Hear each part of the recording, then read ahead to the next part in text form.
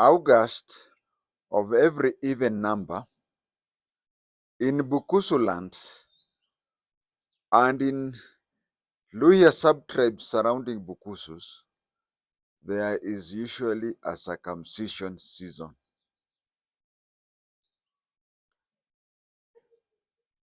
It is usually in August. Some people carry it in December, especially the Cabras. And I have a family connection as to why Cabrasis do it in December. Tachonis used to do it in two parts. You choose whether you want to do it in August or you want to do it in December. My view, I'm past that age, grandsons are now the ones who are going through that. But my view is I would prefer it to happen in December, because some of these boys will undergo this in August when they are supposed to be busy preparing for their primary level examinations. Then come back in September for 2 months to sit for their exams. But in December, apart from undergoing all these things, there is also those who delay in healing. Healing is not uniform. I know of some people, even my age mates, whom we even went back to school and started schooling, and they were not healed. There are others, when we underwent the right of now being considered to have gone back to wearing clothes, there are others who had been healed even long before. So I would prefer it to be in December. And you know, it is a member of the JI-TENGE family who changed it from August to December. And then the whole sub-tribe of Kabrasi and a few Tachonis still undergo December. This is what happened. JI-TENGE's, my grandfather, JI-TENGE's second eldest son by birth, Roman Wetisia JI-TENGE, had a son called Stuma, Haron Stuma Wetisia. Now, Roman Wetisia JI-TENGE had a son called Roman Stuma Wetisia. That is Roman Wetisia JI-TENGE was a step brother to my father. Now, his son, who was older than my father by birth, it reached in August, and my uncle refused. He said the son is not going to undergo circumcision while still in school. He should wait until December. After he has completed for the long holiday. That is how it started with Haron Stuma Wetisia. If you want to add JI-TENGE, you can do so. And then the Cabrasis took there. And even up to as I speak, Cabrasis still circumcise the children in December. Tachonis, half of the Tachonis, the ones in Bungoma, continued with August. Those ones in Kakamega, those ones in Kabrasiland, started in December, and most of them, 90%, are back to August. I want to say, why August? August was chosen because that is when harvesting now starts. There is plenty of food. Maize, you can roast or boil or whatever. That is why it was chosen in August. And were Bukusus originally circumcised? No, they were not originally circumcised. But it happened that there is a clan among the Bukusus called Vahurarwa. Vahurarwa. Somebody called Mango, he slaughtered a dragon. I think I'll talk about Mango in a different way. Then the Kalenjins who were there said that he was a warrior and he cannot stay uncircumcised. And then that is when he started an age group. You'll find that the Bukusu age groups are similar to the Kalenjin. They are 7 and they are similar in names. It's only in pronunciation. Like Chuma, they call it Chum. Kalenjins call it Chumo. Bukusu is called Chuma, Chumo.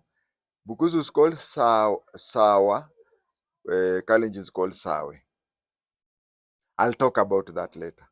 Now, today's episode was to talk about the 3 types of knives that are used in circumcision. I'll start with the third one. They all look alike. But the place they are placed and whatever the handling, and even the people handling are different. So that is how it is.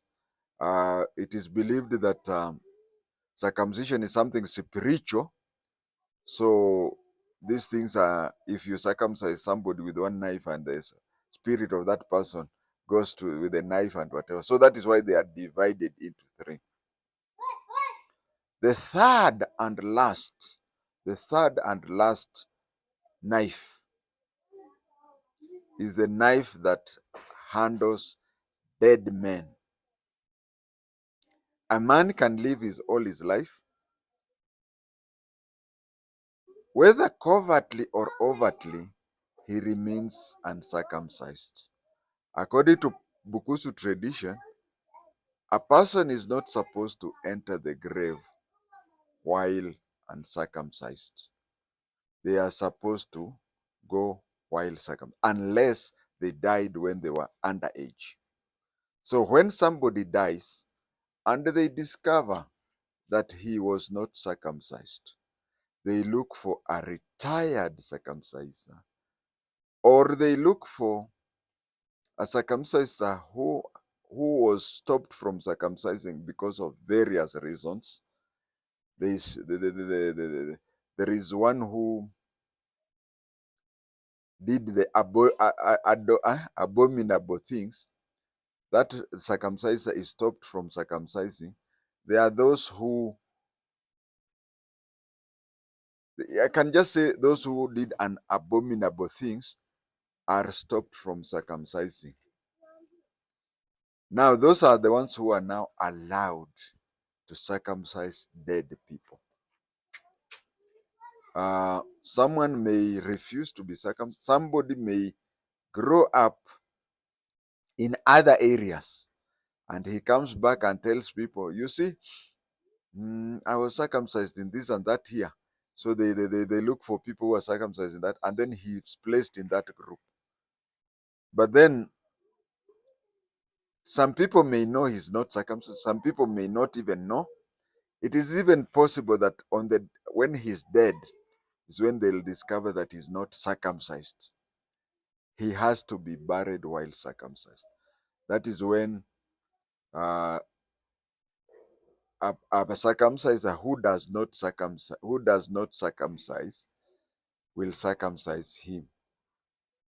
This person can even be circumcised on a year or a month that is not for circumcision. Suppose someone dies in the year 2023 or 2025. So that is why that person who circumcises him is a person who is either retired or defamed, somebody who has in the past done abominable things and has been stopped from circumcising, will circumcise him. That one is a knife for dead people. There is a second knife that is used on people who do not come from tribes or communities that don't circumcise. With the due respect, I have to give examples. Luos, Turkanas, and so on and so forth. Now, it may reach a time, like where I come from, there could be a teacher whose son, because he has stayed in Bukusu land for long, wants to be circumcised. He says he wants to be circumcised. He insists that he wants to be circumcised. In fact, according to Luhya tradition, especially Bukusu and surrounding sub-tribes, no child is supposed to be told to be circumcised. It is the child who is supposed to say, I'm ready. Even if his age mates were circumcised 2 years ago or 4 years ago, he is supposed to insist that. And the family is supposed to, usijaribu, usijaribu. But we have a system, even during my time, where they use the roundabout way. They use a roundabout way such that friends or whatever, they hike you, so that then when the year reaches, you say, hey, 2024, ati ningoje 2026. No, no, no, no. Your parents will try to stop you, but even in their hearts, they are not stopping you. They just are covering themselves to say, hata tulijaribu kumsimamisha. So you find that this boy, whose tribe do not undergo circumcision. And when I say, now this is my opinion, expert opinion, if your tribe, let's say Kikuyu, Kalenjin, or whatever, you want to be circumcised with the Bukusus, my interpretation of the Bukusu tradition is that you will undergo the rite of passage with any other Bukusu child of your age. But if your tribe does not practice that from ages ago, then you have to face the second knife. These are special knives that are placed aside, that is used on people from tribes where they don't circumcise. These knives are also used on youths and whatever of boys whose ancestral background cannot be identified. A good example is that a chokora is in Bungoma, Kitale, Webuye, and so on. This chokora grew up. Nobody can know the tribe of this chokora. He has even been given a local name. He has been given a name of a tribe that circumcises. But nobody knows the tribe of this boy. Let us put it that way. Nobody knows the tribe of the person. The first thing I said is a person who is known to come from a tribe that do not circumcise. And again, within the second knife, we still have a boy from whose ancestral background is not known. It's just a chokora. Those who stay in Nairobi, Kawangware, you can adapt a boy there, isn't it? What tribe do you know that? In all government documents, that's your son. That's your child. But here we are talking of boys, isn't it? That is your son. You'll give him a Bukusu name, you'll do whatever. But he is not biologically a Luhya. Or is not even known. He may be a biological Luhya, but only God knows. Because even he himself does not know his parents. This one is now taken into the second type of a knife. And then the first type of a knife is the one which is used to ordinary boys and whatever. Now, another opinion I want to give as an expert in Bukusu tradition is that according to Luhya tradition, the youngest son is allowed to undergo the traditional lifestyle of his mother. A good example is my father. We are Tachonis, and you have heard many times me calling myself a Bukusu. My paternal grandmother was a Mwengere. She's closely related. We are closely related to kina Eugene and Wamalwa Kijana. So when my father's time came for the rite of passage, he underwent a Bukusu Baengere traditional passage of rite. So among the Bukusus, your daughter may be married among those tribes that do not practice circumcision, and her youngest son, I'm not talking of her last born, I'm talking of her youngest son, because after that son, she may have had several daughters. Her youngest son may want, actually, what we say is may demand to undergo Bukusu tradition. So even if she got married, or even if she got a son with a non uh, with a Gentile, uh, that one, her son, this is now what I'm saying. In such a situation, because we have never come across, but I believe, and I'm an elder, Chuma age group, Omuchuma Osimicha. Now, in my capacity as an elder, I would say that since Bukusus treat the youngest son of their daughter to be of their clan, so if the boy is the youngest son, I'm not talking of the last born or the youngest child, I'm talking of the youngest boy. The mother is a Bukusu, and the mother and the boy wants to undergo, or the family has agreed that the boy undergoes Bukusu tradition.